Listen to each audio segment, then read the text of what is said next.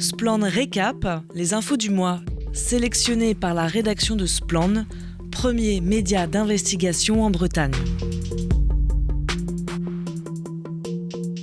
Bonjour à toutes et à tous, bonjour Juliette. Bonjour Clément. Juliette Cabasso-Roger, vous êtes journaliste, coordinatrice du média associatif Splan, premier média d'investigation indépendant en Bretagne. Nous nous retrouvons pour parler de l'actualité dans notre région, vue par Splan au mois de février 2025.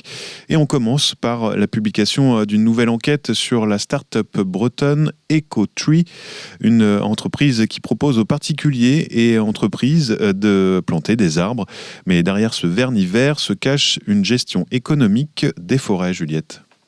Alors oui, sur le papier, EcoTree a en effet tout pour plaire, planter des arbres, lutter contre le réchauffement climatique, développer la biodiversité, le tout de manière très rentable, comme l'affirmait un de ses cofondateurs qui disait « l'écologie peut être un business rentable ». Créée en 2014, la société possède désormais 1500 hectares, dont plus de 500 en Bretagne, grâce auxquels elle vend des solutions fondées sur la nature. Alors, aussi bien pour des particuliers que pour des entreprises à qui elle vend finalement des crédits carbone. C'est-à-dire qu'une entreprise qui émet des gaz à effet de serre peut lui acheter des unités équivalentes à une tonne de CO2 évitée ou capturée. Parmi les entreprises partenaires des projets d'EcoTree, on trouve entre autres Imerys, donc l'entreprise qui fait la mine à Glomel dans les Côtes-d'Armor, encore H&M, Coca-Cola, Engie, Société Générale ou BNP Paribas. Pour vous donner une idée, en 2024, EcoTree emploie 25 personnes et son chiffre d'affaires avoisine les 4,1 millions d'euros.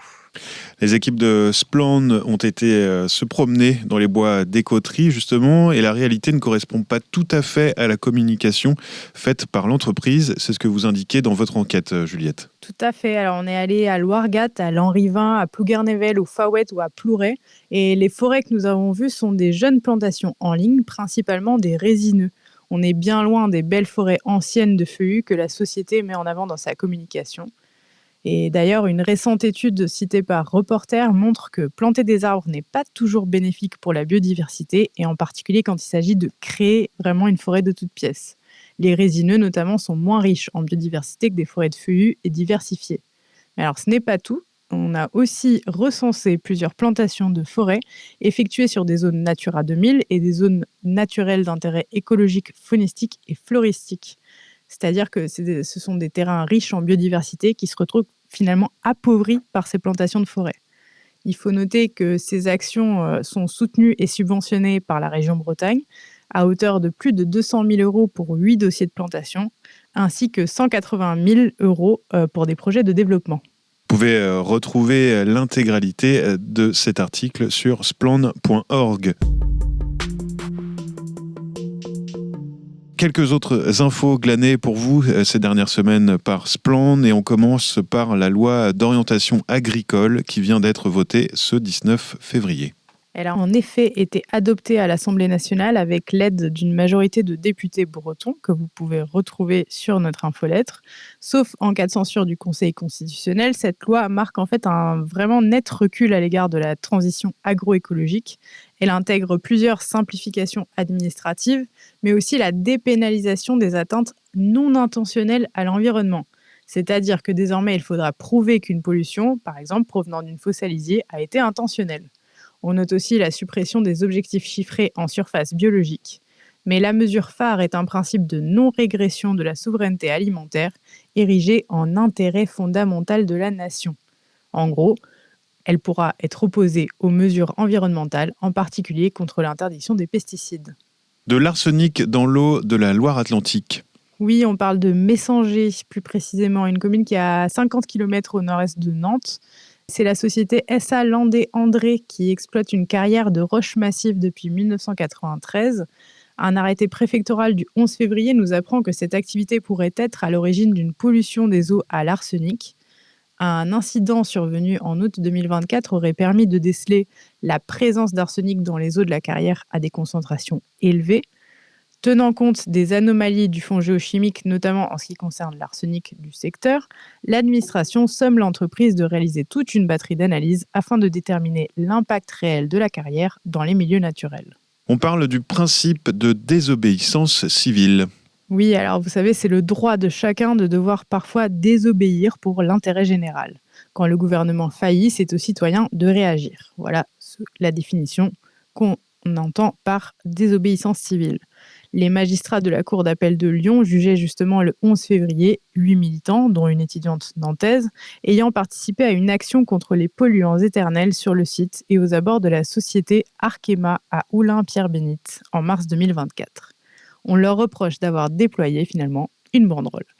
Les prévenus ont été relaxés en première instance, mais cette fois, on requiert 4 à 6 mois de prison avec sursis contre 5 d'entre eux au motif d'un groupement en vue de commettre des dégradations.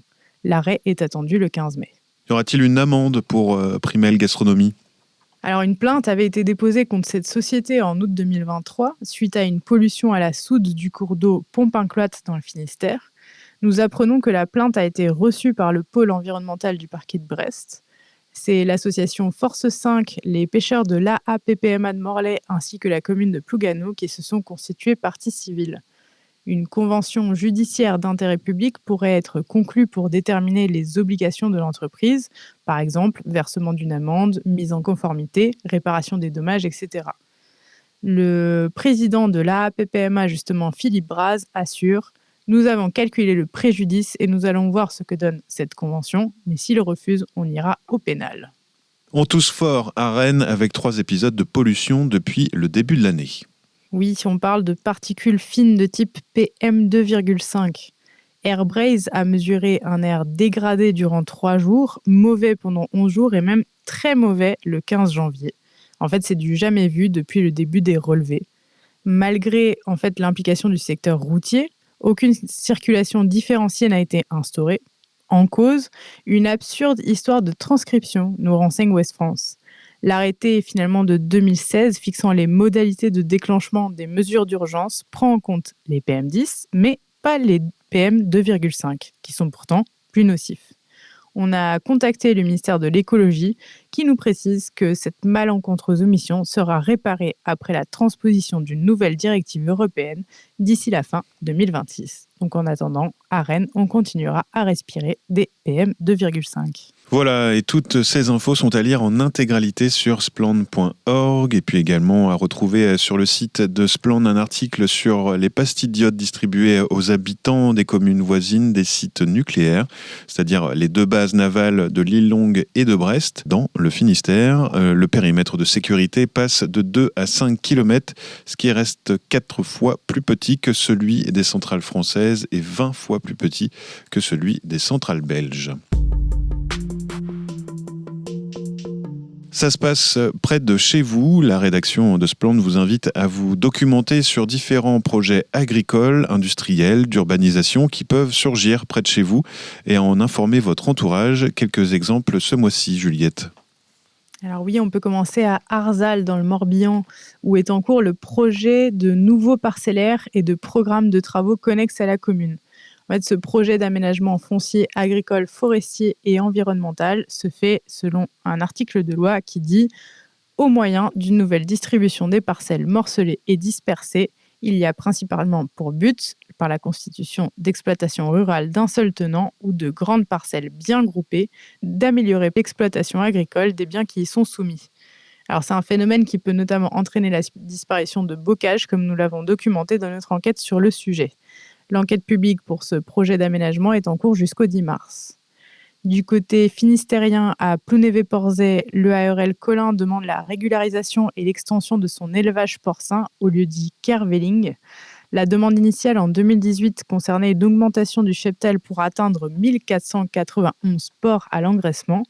L'arrêté d'enregistrement avait été annulé le 26 juin 2019 par le tribunal administratif de Rennes.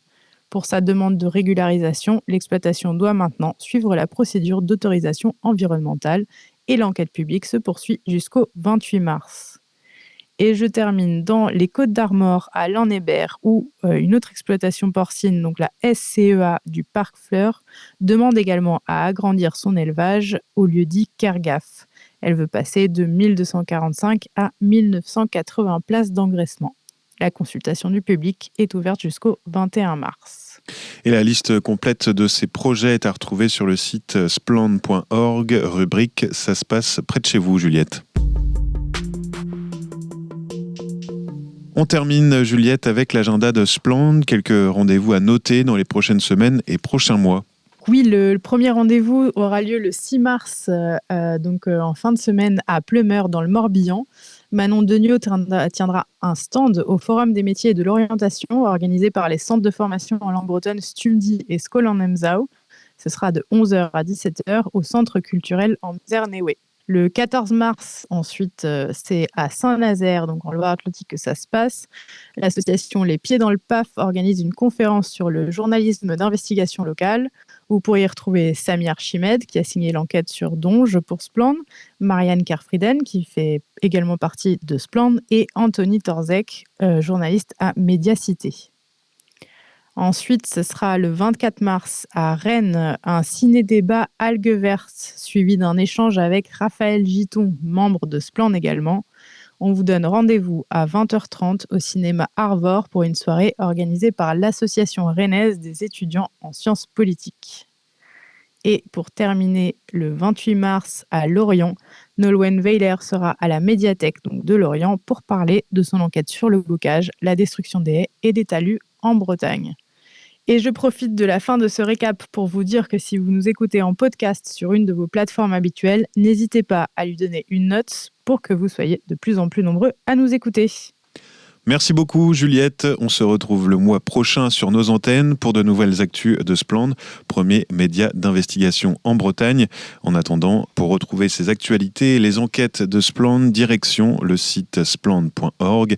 Et n'oubliez pas de soutenir ce média d'investigation indépendant en Bretagne. Faites un don. À bientôt, Juliette. À bientôt, Clément. Merci. C'était Splend Récap, les infos du mois, sélectionnées par la rédaction de Splend, premier média d'investigation en Bretagne.